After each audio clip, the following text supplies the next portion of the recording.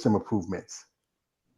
I mean, I have not worked any harder than I had before. I'm still, and I'm just my opinion on the coaching and what I've experienced. Isabel said something extremely nice when I was in Reno. She said, "When I saw you turn pro, I knew how much potential you had." And she said, "And then I saw you, like, I came out the gates hot because I had Coach Mel. We were the Rising Phoenix and we had to qualify for that. And I did. And I was rookie of the year for that gym sport place. They voted me in for that. And I had a lot of positive things going. I was in the top 3 to 4 in every pro show my first year.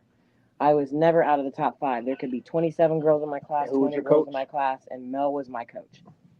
And she said, "But I feel like you've been held back."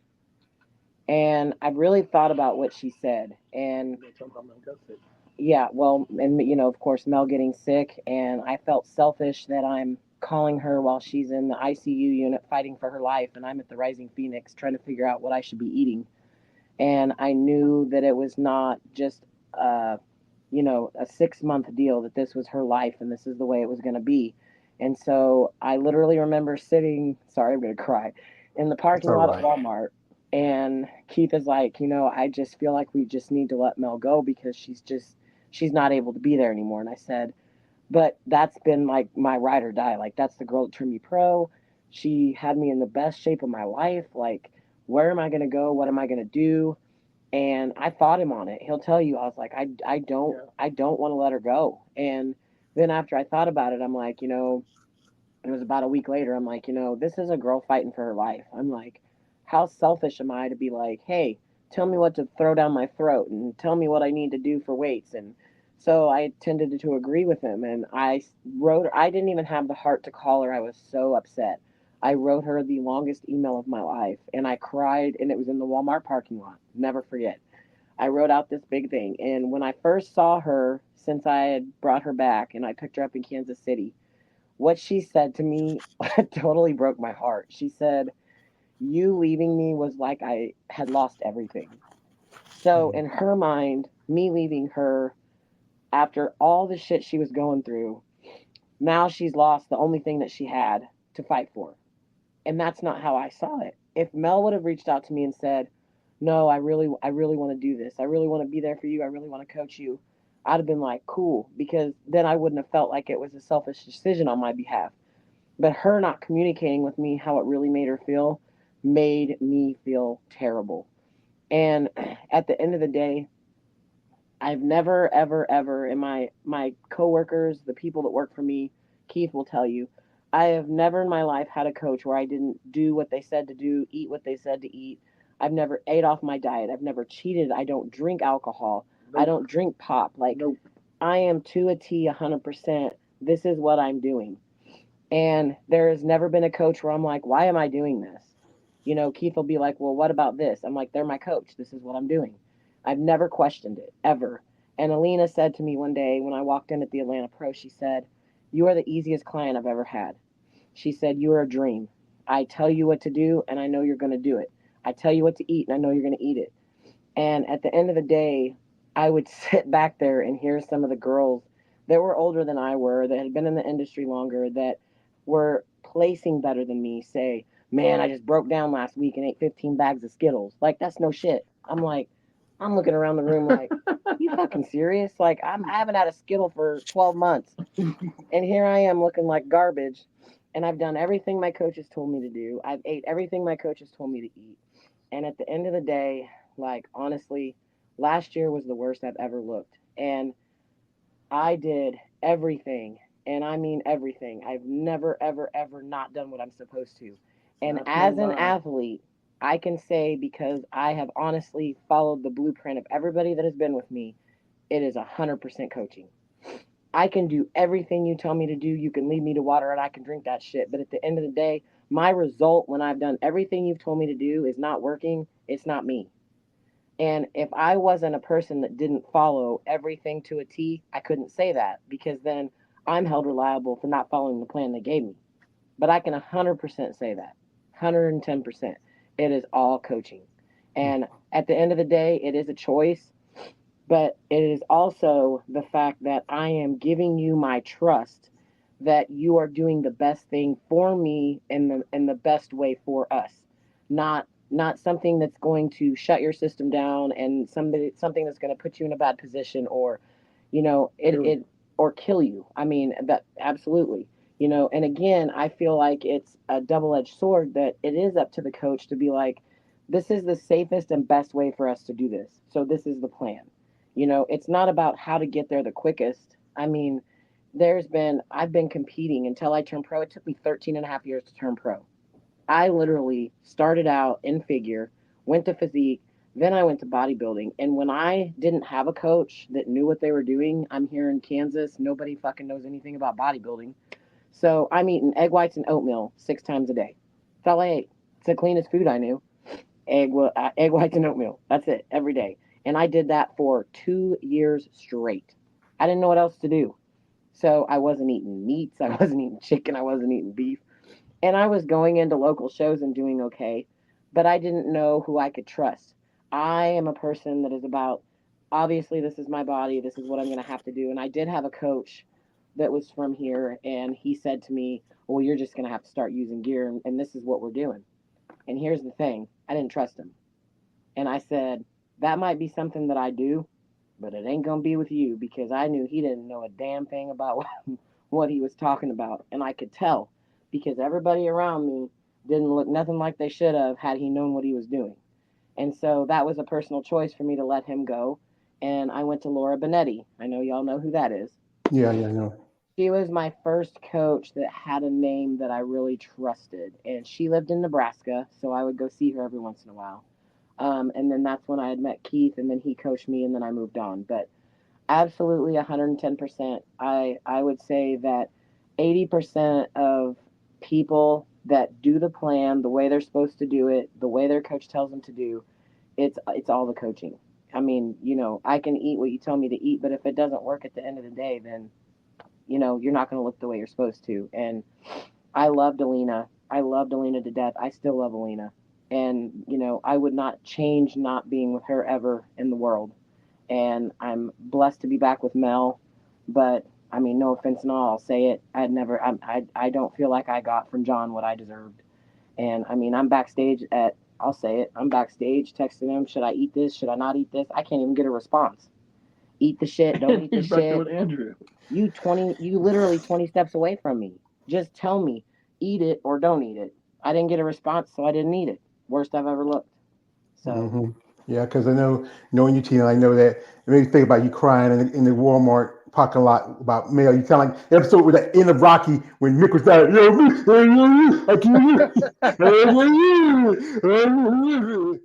Yeah. I will never forget where I was parked, where I was at, and how long it took me to write that. Like it was like I was telling Keith I was leaving him. Like this is the divorce paper. Here it is. Like it was tough. That is probably the hardest thing I've done since I've been in this industry was leave Mel. Yeah, because Absolutely, 110%. And she knew what the hell and knows what the hell she's doing, and I trust her.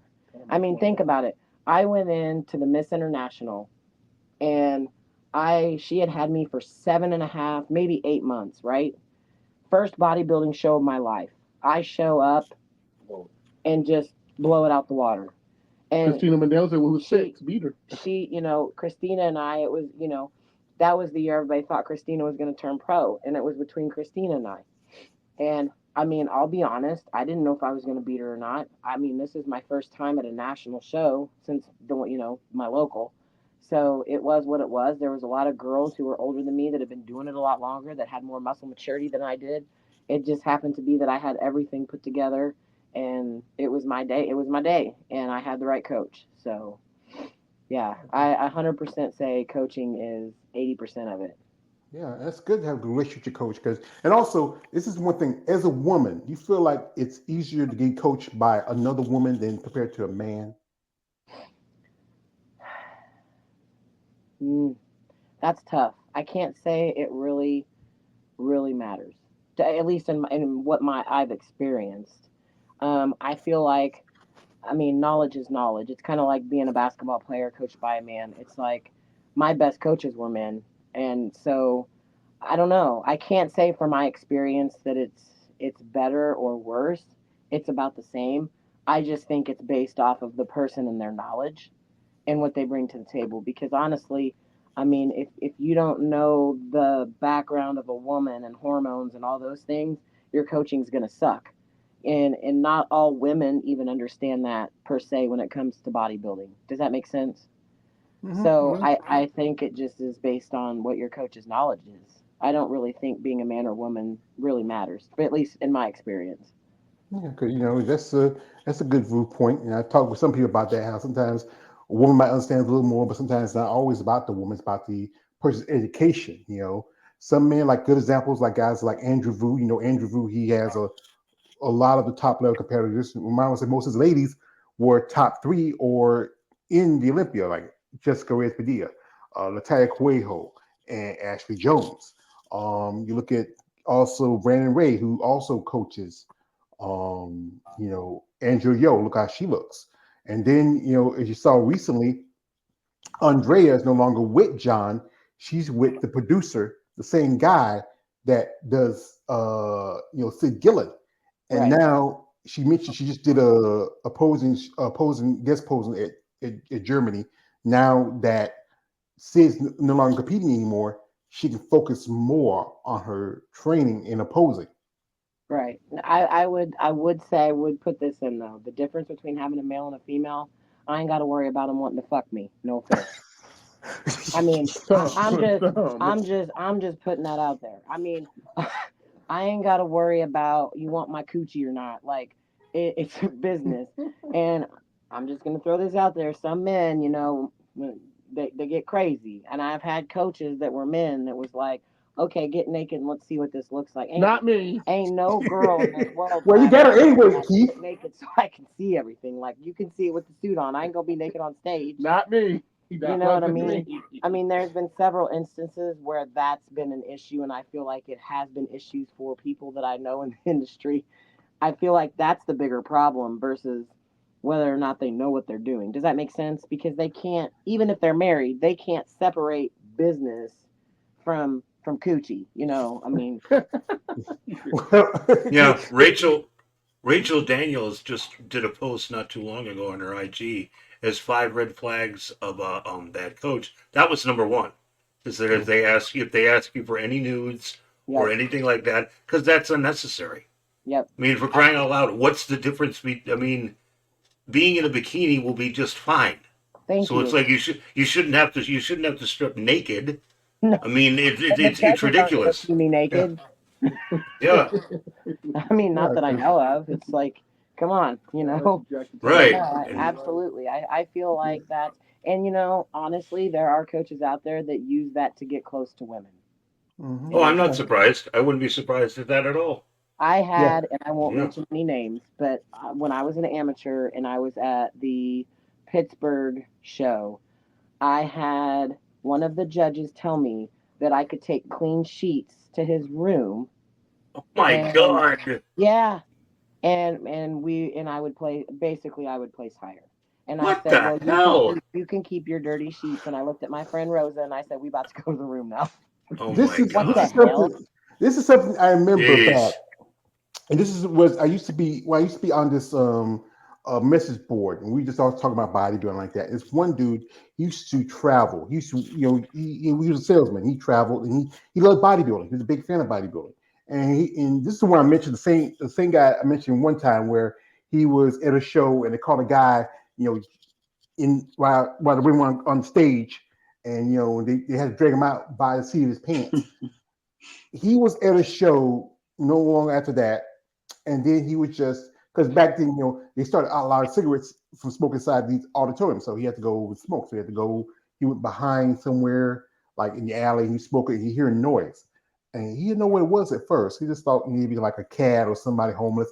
So he just out of curiosity he walks around the corner and he sees one of the judges and he's against the wall and he looks down and sees one of the girls. It's bikini Of course he and did. Yeah. Oh, sorry. That's all right. And she was giving sloppy toppy. And and if all the judge did was like knock on the door, and when security guys opened, let him back in. He said the girl might have got second place in the overall. She didn't win, but she was After all that.